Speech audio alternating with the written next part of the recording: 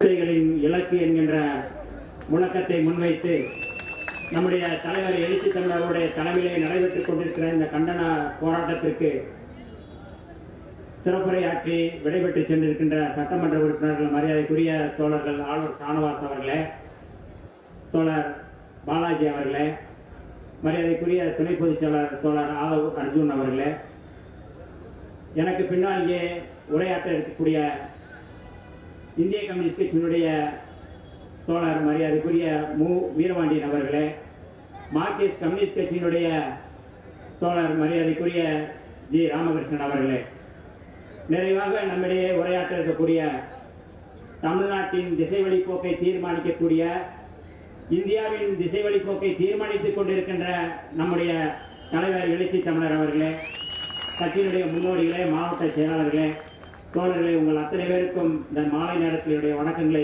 தெரிவித்துக் கொள்கிறேன். இன்றைக்கு நாம் முழு மதுவிலக்கை வலியுறுத்தி இந்த போராட்டத்தை நாம் நடத்தி கொண்டிருக்கின்றோம். ஆனால் இதே நாளில் தமிழ்நாடு முழுக்க அண்ணா திராவிட முன்னேற்ற கழகம் முதலமைச்சர் பதவி விலக வேண்டும் என்கின்ற கோரிக்கையை வைத்து போராட்டம் நடத்தி இருக்கிறார்கள். அவர்கள் வைக்கக்கூடிய கோரிக்கை முதல்வர் பதவி விலக வேண்டும், அவ்வளவுதான். முதல்வர் பதவி விலகிவிட்டால் மது விற்பனையோ அல்லது சாராய சாவுகளோ நடக்காது என்று மரியாதைக்குரிய எடப்பாடி பழனிசாமி அவர்கள் நினைக்கிறார். ஆனால் நாம் வைக்கக்கூடிய கோரிக்கை முழு மதுவிலக்கு. இந்த கோரிக்கை மக்களுக்கான கோரிக்கை. அவர் வைக்கக்கூடிய கோரிக்கை அரசியலுக்கான கோரிக்கை. ரெண்டுக்கும் வித்தியாசம் இருக்கு. அதே போல எடப்பாடி பழனிசாமி அவர்கள் சட்டப்பேரவையிலிருந்து வெளியே வந்தவுடன் சொன்னார், விடுதலை சிறுத்தைகள் கூட்டணியிலிருந்து வெளியே வர வேண்டும் என்று சொன்னார். விடுதலை சிறுத்தைகள் கூட்டணியிலிருந்து வெளியே வந்துவிட்டால் மதுவிலக்கு நிறைவேறிவிடும் அல்லது சாராய சாவுகள் நடக்காது என்று எடப்பாடி பழனிசாமி அவர்கள் உத்தரவாதம் செய்ய முடியுமா? எல்லாமே ஏமாற்று வேலைகள் நடந்து கொண்டிருக்கின்றது. இன்றைக்கு கூட மரியாதைக்குரிய பாஜகவுடைய தலைவர் அண்ணாமலை அவர்கள் நம்முடைய ஆளுநர் அவர்களை சந்திக்கிறார். சந்தித்து விட்டு இந்த கள்ளச்சாராயம் தொடர்பான சாவுகள் குறித்து சிபிஐ விசாரணை செய்ய வேண்டும் என்று அவர் கூறுகிறார். தோழர்களே, கடந்த 2023ஆம் ஆண்டு சிபிஐ ஒரு மாநில அரசில் விசாரணை செய்ய வேண்டும், மாநில அரசிலே தலையிட வேண்டும். அந்த மாநிலத்தில் ஏதாவது ஒரு விசாரணை தொடங்க வேண்டும் என்றால் மாநில அரசினுடைய முன் அனுமதி பெற வேண்டும் என்கின்ற அரசாணை இருக்கின்றது. இதை கூட தெரியாமல் ஒரு காவல்துறை அதிகாரி இருக்கக்கூடிய அண்ணாமலை இந்த கோரிக்கையை முன்வைக்கின்றார். இதே கோரிக்கையை முன்வைத்து ஆளுநரிடம் அந்த கோரிக்கையை முன்வைக்கிறார். அவரும் வாழ்கிறார். ஆளுநரும் ஒரு அறவேக்காரர் இருக்கிறார், நம்முடைய அண்ணாமலையும் ஒரு அறவேக்காரர் இருக்கிறார். அரசாணை என்ன என்பது கூட தெரியாமல் அறவேக்காரத்தனமாக சிபிஐ விசாரணை வேண்டும் என்று கேட்கிறார். நாங்கள் வைக்கக்கூடிய கோரிக்கை முழு மதுவிலக்கு என்கின்ற கோரிக்கையை அண்ணாமலையோ அல்லது பாஜகவோ அதிமுக வைக்க முடியுமா? இந்தியா முழுக்க எங்களுடைய கோரிக்கை முழு மதுவிலக்கு தான்.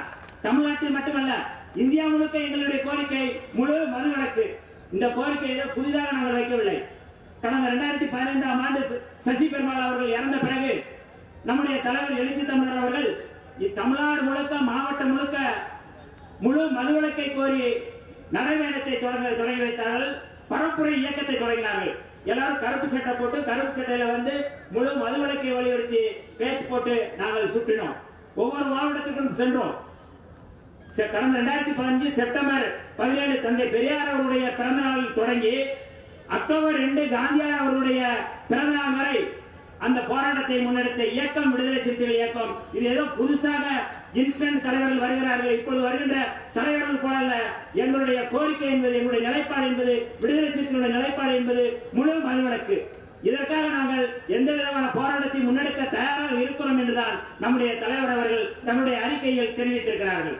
இன்றைக்கு விடுதலை சிறுத்தைகள் அங்கீகாரம் பெற்ற பிறகு இந்த போராட்டத்தை நாம் முன்னெடுத்திருக்கின்றோம்.